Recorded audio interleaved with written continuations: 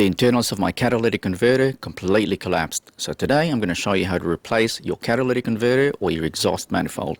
There's 4 bolts to remove the heat shield of the manifold. There's one tucked in underneath on the right side. Once the heat shield's off, we're going to go ahead and remove the alternator. So we'll be removing the wiring. So there's a nut here, the bracket there, which is the ground there, and then that harness there, and there's a main bolt that holds the alternator down.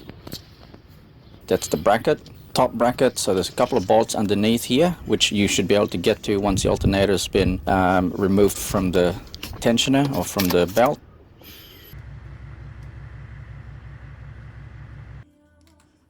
Then we're going to remove the O2 sensors. So that's the plug for the O2 sensors, green and blue. There's one on top, pre-cat, and post-cat is underneath. Then we're going to be removing the bolts that hold the manifold to the dump pipe. Now with these ones, normally they just break off because they're old and rusty. So just be prepared to have a replacement bolt at the right length handy. Then we're going to remove the bracket that holds the down pipe onto the cross member. Then we remove the manifold.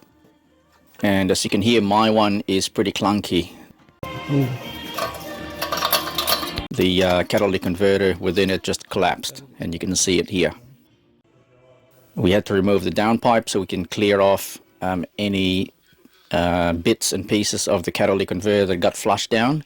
So we had to clear it up, clean it up, and unblock it. Then the next thing we're going to do is order new parts. While we're waiting for the new parts, we're going to look at what Tom's got in his shed. So he's recently purchased this old Jeep. Everything's pretty much original, and it's actually in pretty good nick, just needs a good clean up and a redo. Then we'll move on to Land Cruiser, which has got a 2H engine which he slapped the turbo onto. It would be awesome to see it up and running and hitting the trails one day. And voila, we've got a new parts just like that.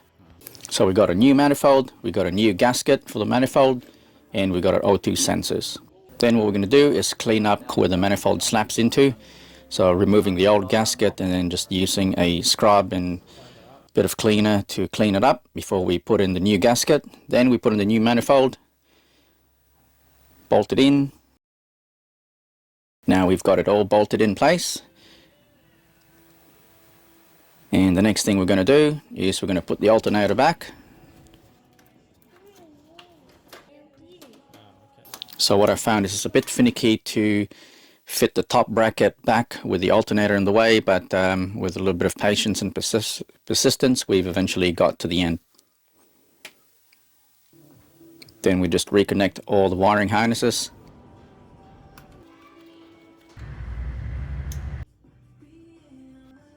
And the next thing we're going to do is put the belt on. So down the bottom, we're looking at it from underneath. That's your AC compressor. And then if you can see, that's the tensioner pulley. So with the X-trail, it is a spring-loaded tensioner pulley. So you need a socket wrench or a spanner, right size spanner, put it on top here in the nut. And because I've got a short spanner, it's hard to get a leverage on it, so I just joined 2 spanners together.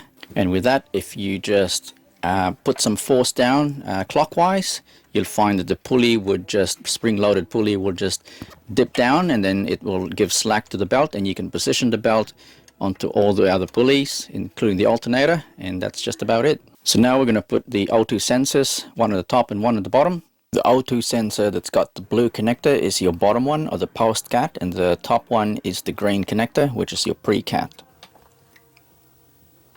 Now with the O2 sensors in place, the next thing we're going to do is install the downpipe. So after slipping the gasket, the ring gasket between the manifold and the downpipe, we put the bolts back in, and then we secure the bracket that holds the downpipe. Fire her up, and it was pretty amazing how responsive the engine was after clearing all the blockage from the old catalytic converter.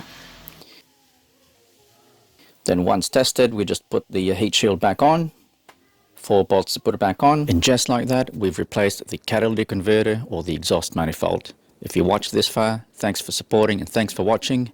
I'll see you in the next one.